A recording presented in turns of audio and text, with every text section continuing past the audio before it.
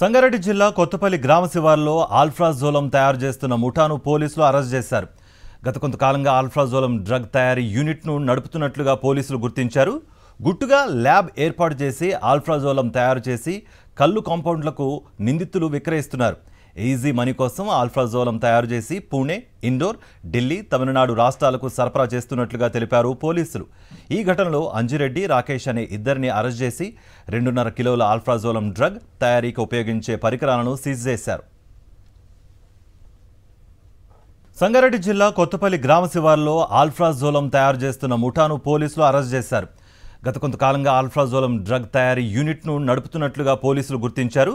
గుట్టుగా ల్యాబ్ ఏర్పాటు చేసి ఆల్ఫ్రాజోలం తయారు చేసి కల్లు కాంపౌండ్లకు నిందితులు విక్రయిస్తున్నారు.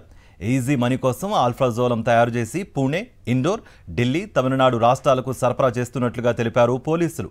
ఈ ఘటనలో అంజిరెడ్డి, రాకేష్ అనే ఇద్దరిని అరెస్ట్ చేసి 2.5 కిలోల ఆల్ఫ్రాజోలం డ్రగ్ తయారీకి ఉపయోగించే పరికరాలను సీజ్ చేశారు.